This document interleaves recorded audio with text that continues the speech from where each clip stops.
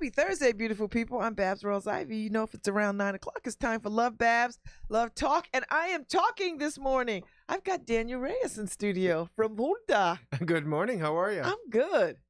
I'm really happy to be here today. I'm happy you're here too, because you got a big gala coming up on I sure do. Saturday night. Yes, Saturday. Actually, it's a gala and a concert fundraiser. Oh. So 2 for 1. Yeah, and I love that you can buy a ticket for the gala and the concert, or you could just come for the concert. Yeah. Well, you know, we're celebrating 50 years this year. 50 years? Yes. And we don't look a day over 49. 50 is the new 40. Yes, it is.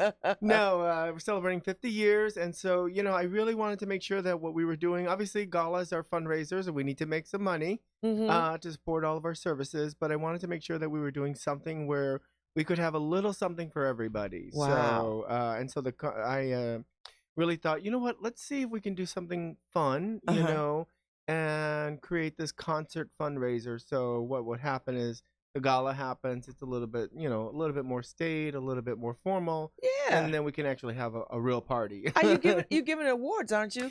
Yes, because I know all the people who are getting awards. Oh. Yeah, so we've taken the 50th anniversary as an opportunity to redesign the gala and to commission 4 new awards. We're going back to our roots. And so the awards are really designed to highlight leaders who have really been focused and dedicated to the advancement of the Latino communities of Connecticut. And they are actually going to be named, they are named after the 4 principal founders of JUNTA for Progressive Action. Wow. So there were a lot of That's folks. a nice touch. It is. So one is kind of a legacy award, one is a leadership award. Another one is kind of a partner award, someone who's really worked with JUNTA. And then the other one is a Trailblazer Award, so more focused on an emerging leader. Wow. So can you tell us who they are, or we Sure. gotta wait? No.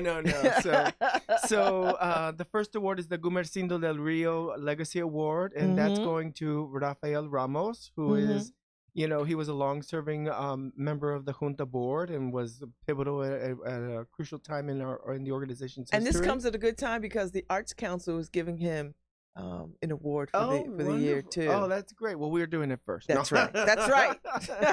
No, That's right. No. I mean, he's wonderful, and you know, he runs the Big Turtle Village. That's a program of JUNTA as well, and you know, he has Bergamo's Community Theater, which is an amazing space. Oh my God. Yeah, so it's great.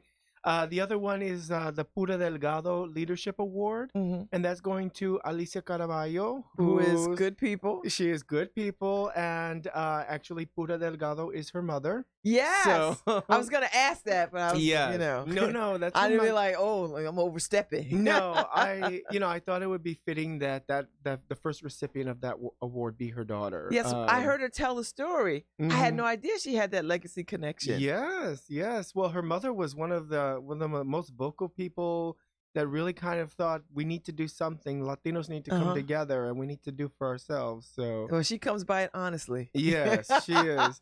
And I mean, it's not. The last I heard, she is going to be at the gala. Okay, will be at the gala. Yeah, because her mother, she moved to Florida. She's in Florida to care for her mother, because you know she's in her aging years. Yes, and needs some personal around the clock kind of care. Yes. But I think that Pura's in good enough health that she's able to be here.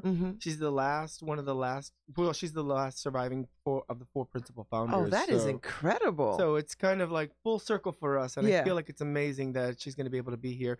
If she's in a good enough state when she can speak, we have room for her to speak, because you know, we really have to kind of embrace that history. So it's going to be exciting. Yes. The other award is the Marcos Ocasio Partner Award, and that's going to Danny Diaz, or Daniel Diaz, who one of the co-founders of Arte Inc., which is an after-school arts program. I know it well.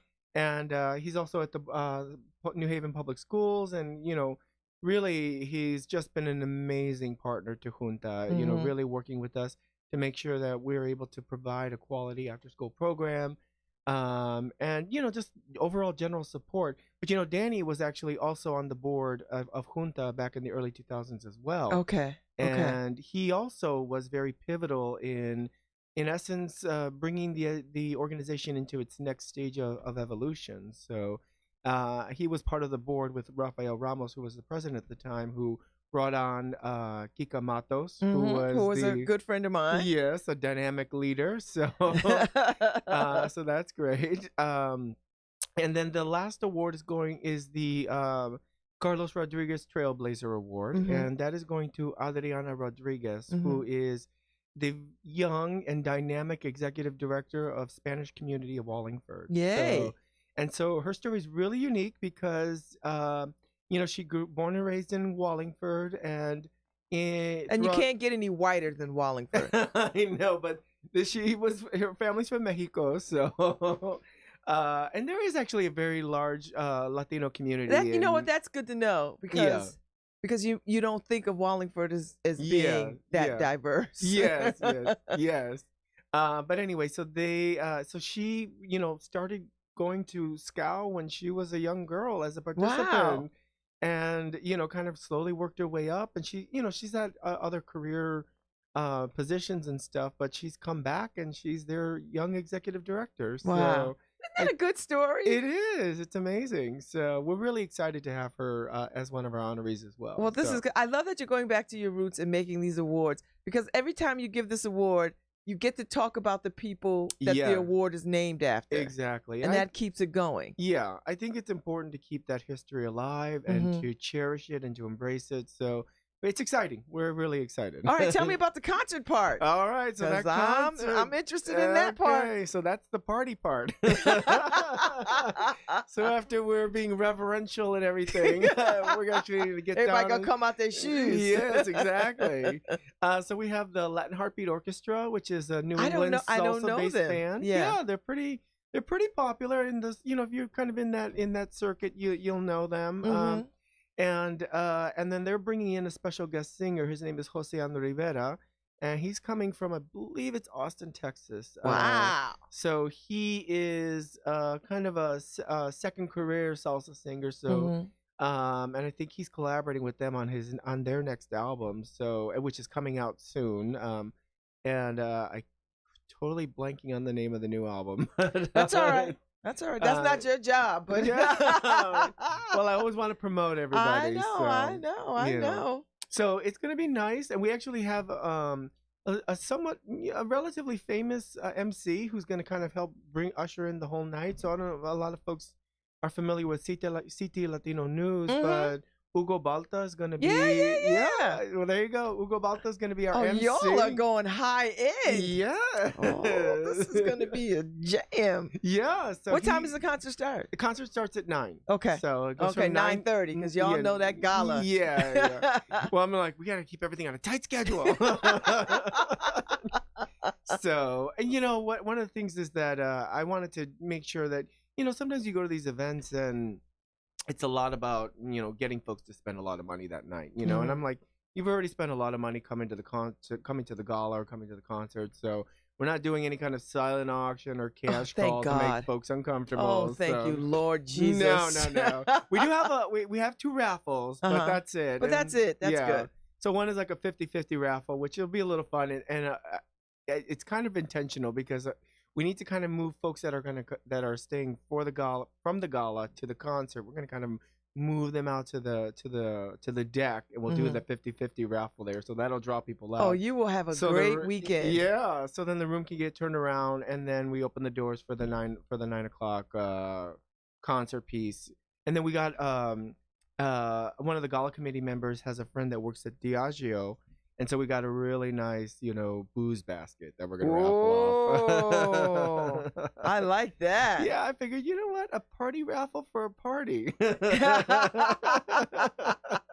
Oh, that's good. I like that. Yeah. So this is good. Yeah, that's going to be it, because I didn't want to, do all that business and running stuff. Around trying to get silent auction things. Well, and I think a lot of times you want people to enjoy the night, and if you're dishing out a few bucks to come to the gala, it's not like it's cheap, so I'm just like, you've done what we need you to do, is to support us, So let's just make sure you enjoy the night. Yeah, that sounds good. Yeah. That sounds really good. And Sarah Lulu was on that board. She was on the board. She's moving to New York. I know. Going She's back to the leaving Big us. Apple. She's leaving us. She'll be back. Yeah. You know, New Haven has that is seductive. Yeah.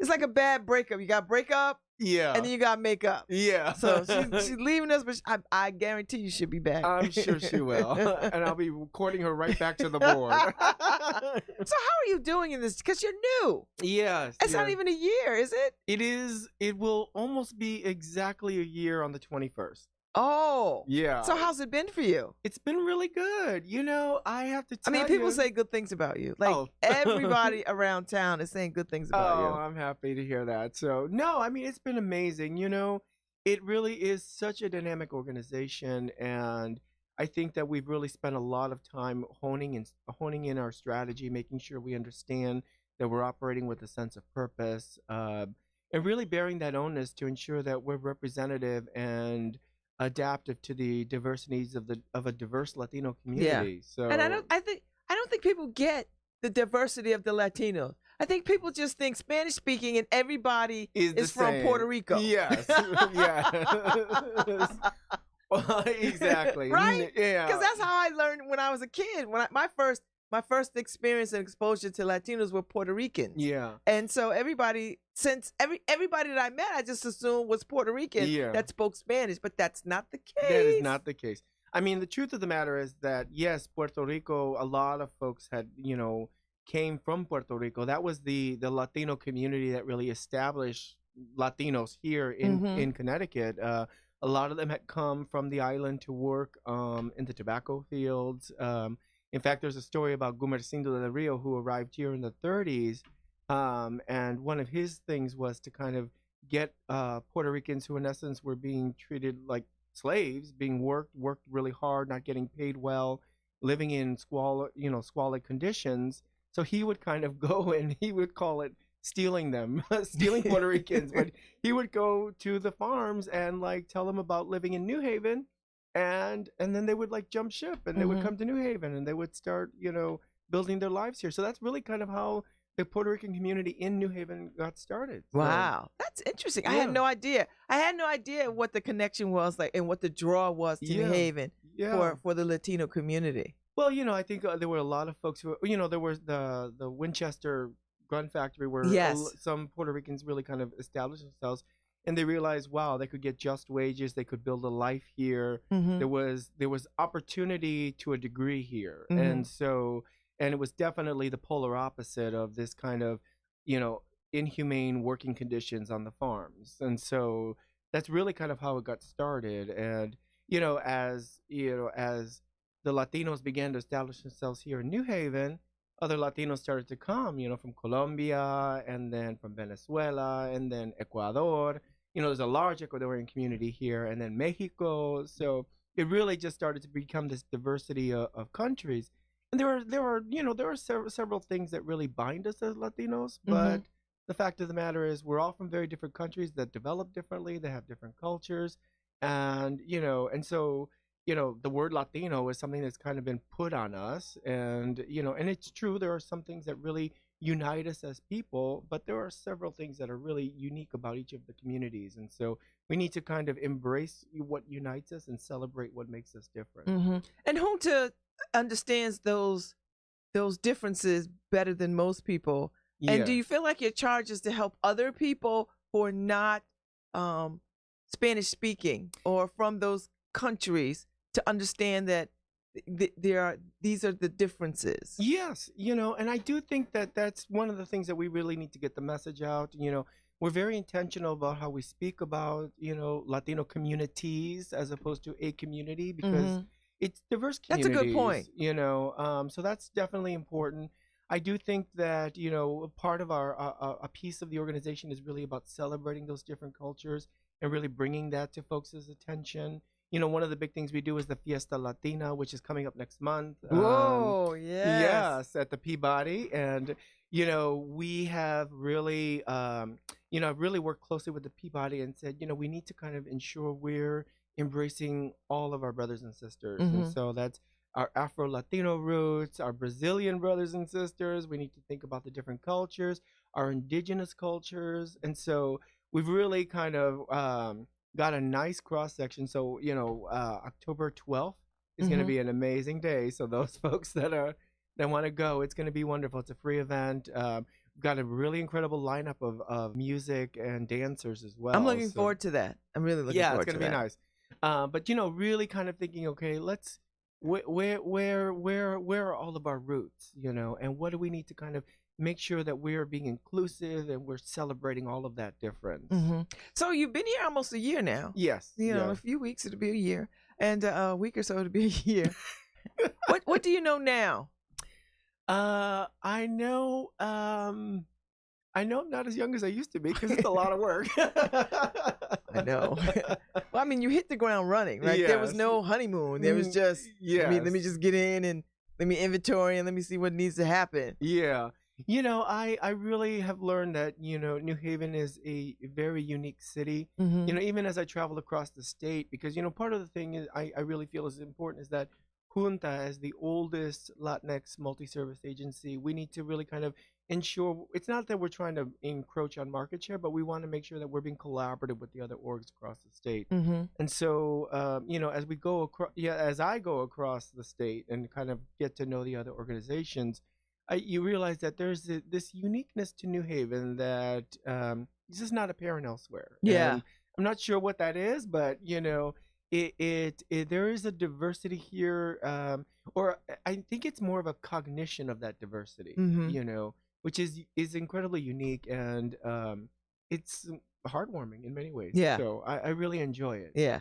I mean, I think the arts culture growing up in this town, growing up in New Haven, has really been a bond for the city. Yeah. I don't think we sing the praises of the arts community enough, and the diversity of artists that are here, all trying to sort of raise awareness around who they are, what they are, where they come from, that kind of thing. Yeah, that's true. That's very true. Yeah. So, all right. So you've been here a year, and you're starting to appreciate this city a great deal for its interest in diversity. So now, do you think about, okay, I've been here a year. What do I think about moving forward? What do you think about moving forward? Well, as the last time I was here, I kind of talked about the different departments of the organization. For myself, I really want to make sure that we are part of sustainable solutions and not kind of perpetuating existing problems. And so, right now the plan is to really focus on our JUNTA Reyes department, which is the community and economic development, because that's truly where advancement begins. Are we providing our neighbors with the skill sets and the knowledge that can allow them to kind of improve their personal economies and begin to establish their lives here in a way where they can, flourish. And so that's really where the real work is at. So we do our social services and immigration work very well. We connect folks to those resources. We follow through with them on their immigration cases. So there's a lot of success there. But once you get to that level of stasis, it's really the question is what next, And so I really feel like the work is there in the what next. Okay. And so thinking about, acquiring skill sets like English language, computer literacy, financial literacy, really focusing on entrepreneurship, thinking about improved wages, and thinking about how we get folks to move to positions that are better paid. But even if it's not a better paying job, it really is your own business idea. How do we work with you to foster that? And so that's really where we're trying to put our energies. And I don't want to call it workforce development, because I don't think that that's necessarily what we're trying to do. I think what we're trying to do is to create the avenues, the diverse avenues, where folks can take the pick of what they think suits them best, as opposed to us saying, this is what you need to do. Okay. So I think that's an important piece that sometimes is missing in some of these models. And, I don't want to tell you what's best. I want to work with you to explore what's best, and then we're gonna support you in that journey. I hear that, and oftentimes these communities are often told, rather than conferred with. Yes, right. So. Exactly. And it's kind of like if you when you're a teenager and your parents say you're going to get that car, and then you got the car and you're okay with it, but you kind of hate that car. Yeah. I was like, okay, it gets me around. It's going to get me around. But if I had to choose, exactly, I would not pick this car. Exactly. So, and goodness, we're not dealing with children or adolescents. We're dealing with adults who have full lives, and we want them to be empowered and engaged in that. Yes. So, So talk about the youth, because you have a youth component, right? We do have a teenager youth kind of component to this. We have an after school program for children, which is I'm actually really excited about, because the neighborhood place, it's from 5 to 13, about 13, 12 or 13, depending on the siblings. And that particular program is, it's one of the things that I feel like it's a tangible thing that folks can see, and so I really feel like it's important that people can see this and enjoy it and be a part of it. So we really put a lot of energy in it, and this year we normally see about 30 children. We're able to capacity for about 30 kids. And this year we put some real effort into it, and we are able to accommodate 75 children. What? Yeah. 75? 75 children. And it's going really well. We've added a few more instructors, and we're really working with the universities to have interns that can help us out as well. So we really structured a staffing pattern that's going to allow the children to have the academic support that they need. And then so half of the time is academic support, and then the other half of the time is arts-based activities, which really are kind of have they have, in essence, an ulterior motive. It's kind of around socialization, positive interaction, positive image of self. So we do a lot around that. So that's what, so what we do is kind of, provide the academic support, and then use this arts programming as a way for positive socialization. So, and then we also last year added a Girl Scouts troop to this program. I love that. So the Girl Scouts come twice a week, which is a lot. It is, and we're really excited about it. And so they come on Mondays and Tuesdays, and they work with the young girls in the program. So it's really great. So Daniel, do you have concern about that population of young people that are between the ages like 14 and 17 or whatever? Yes. So we are actually in the process of getting our Youth in Action program is getting off the ground. I'm actually in the process of hiring somebody. So what that particular program is really leadership development, and the hope is that we're going to be in a couple of the high schools. I don't want to name them because we have informal agreements. So,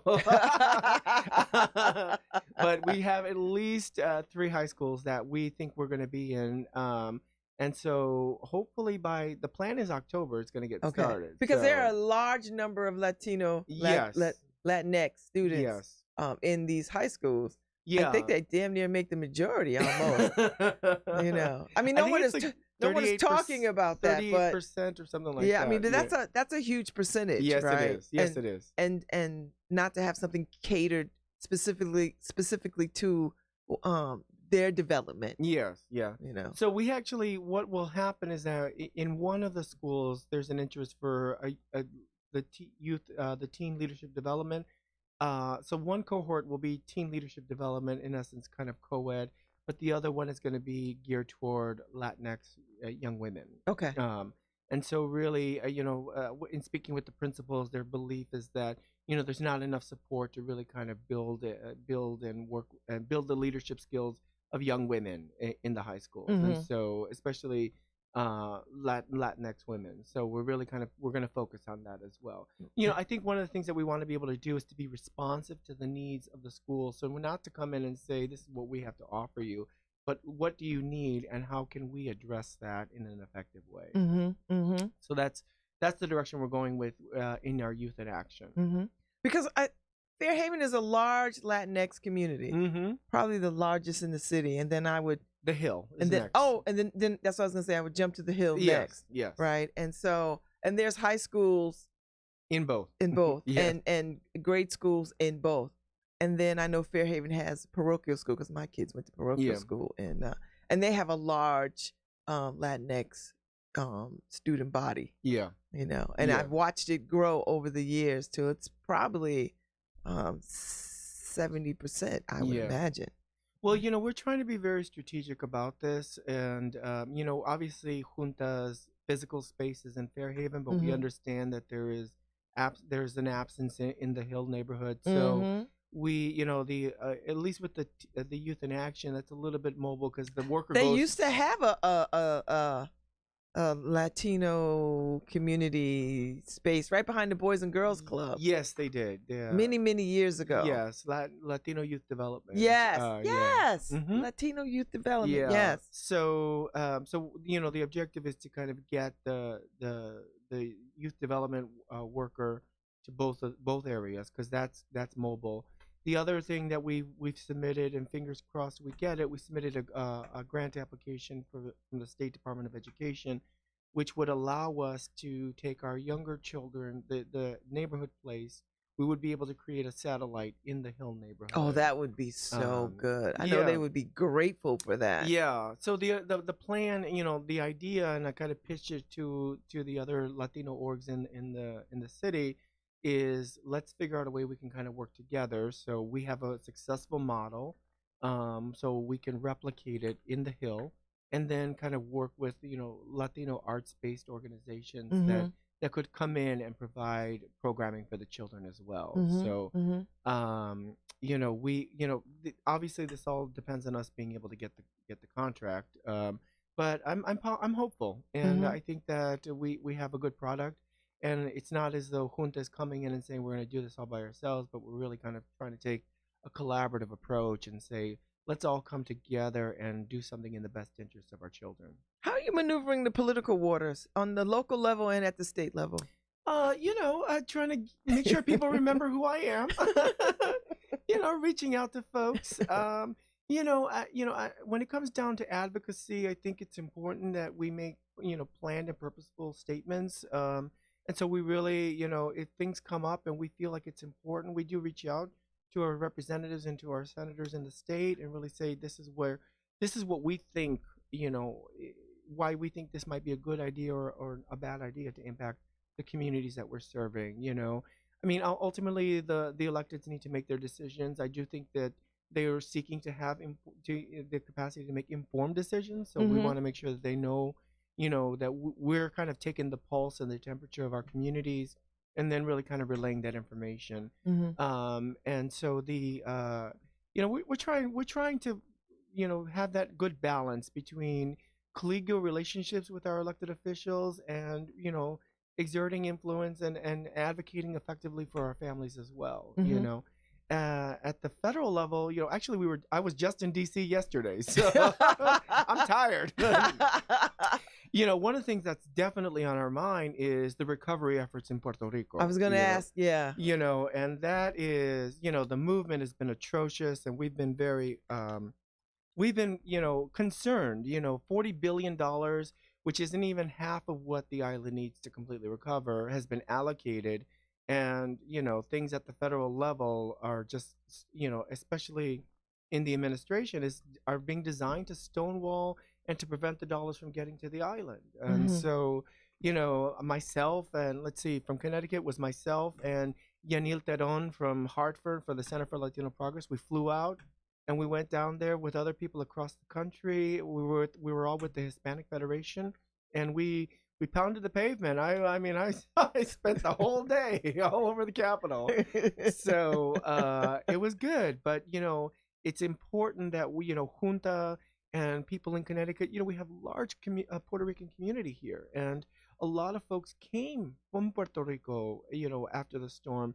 And some are dying to go back, but the system, infrastructure is still so bad that they can't even establish themselves, And so we want people to have their own self-determination. We want them, if they want to go back, then they should be able to go back, but they shouldn't go back to, an environment that's unhealthy or unsafe. So, we met with Senator Blumenthal. We met with Representative Rosa DeLauro. We also met with oh gosh, I forgot his name. Chris Murphy or No, Haim? Himes. Yep.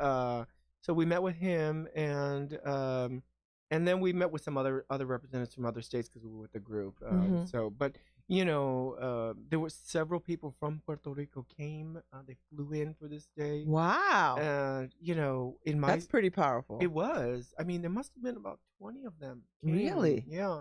And in my group, because we all broke up into small groups, and we kind of like, blanketed the Capitol. And we had, in my group, we had 2 young boys, well, young men. And I'm assuming, I can't imagine they were more than 20, but, these young men had lived through the storm, and, really their ability to kind of share what their experiences were incredibly powerful. So, I hope that we get some action and we get some traction there.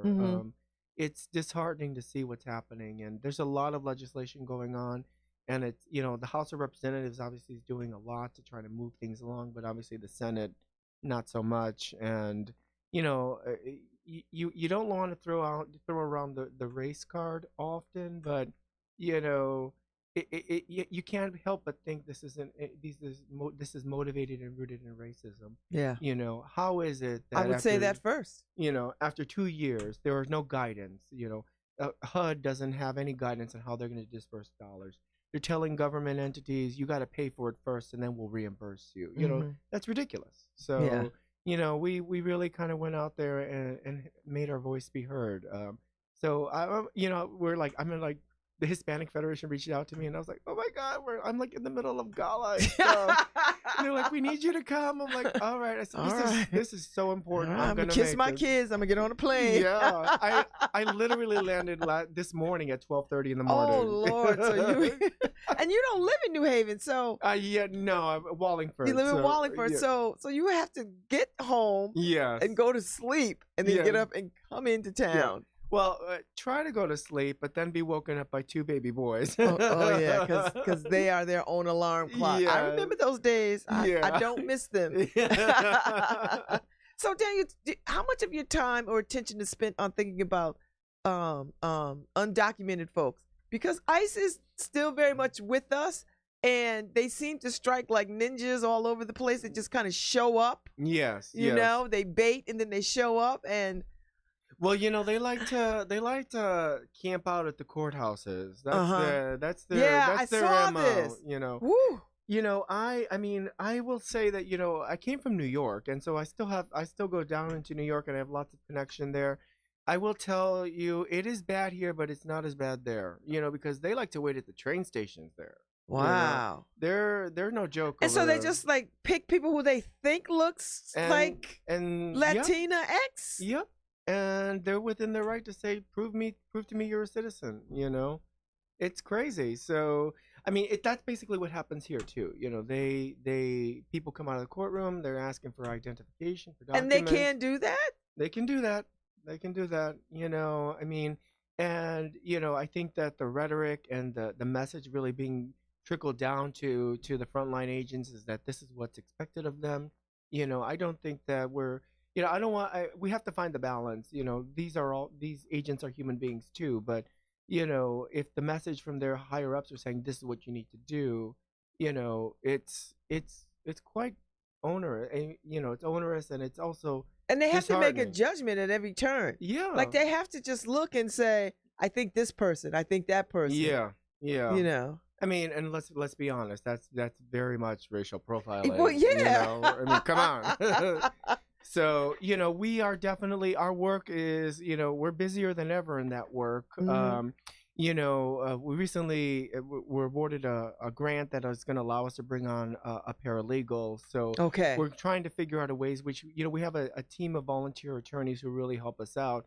And so we're really trying to figure out a way our immigration services can be structured where we can get more outputs. And so we really determined that this paralegal was going to help take it to the next level. So that's what we're doing. We're in the process of doing. So I'm in the process of hiring a paralegal and a youth development associate. So and running a gala and going to DC.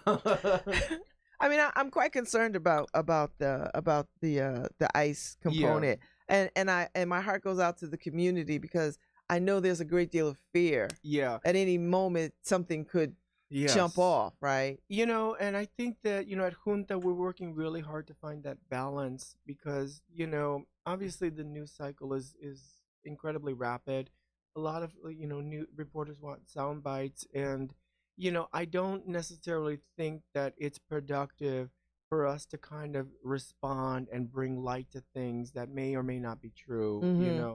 I mean, just ridiculousness comes out of the White House, and then there's a response. There's Yes. kind of like, and it's like not rooted in anything. Nothing. It's just like distraction. Yeah. So I really want to make sure that the message that Junta is saying to the media is that New Haven is a welcoming place.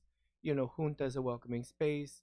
We want to make sure that you live, full, valuable lives here, and we want you to know that, yes, there is this specter over us, but we can't let it immobilize you, and we can't let it immobilize us. Mm-hmm. So we're working really hard to try our best to kind of manage that flow of fear, that really kind of, and I don't think it's the media's intention to do that. It's just that they're responding to what's happening, but that's really kind of fueling the fear. And so I want us to be very careful about it, to make sure that we're not kind of throwing our voice into that ring in a way that's going to cause undue stress and harm to our families. Mm-hmm. And so we, with the staff, we really work with the staff to make sure that they're responding with real information. We're getting our workshops out, our Know Your Rights workshops. We've made them a little bit more robust to make sure that we're talking about rights in the workspace, rights to health care, rights in dealing with domestic violence, rights in coming into contact with police as opposed to federal agents. We're trying to make sure that people have that information on a regular basis. Wow. That's a lot of work. That's a lot of work right there. Yes, it is. Like if you do nothing all day but that. Yes. That's a lot. But I have an incredibly dedicated staff. You do. They're in it. They're in it with me. Mm-hmm. And we're doing this together, which makes it really powerful and really rewarding. Mm.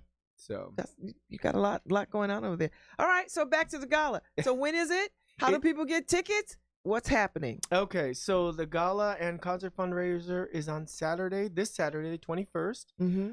Unfortunately, the gala's already sold out.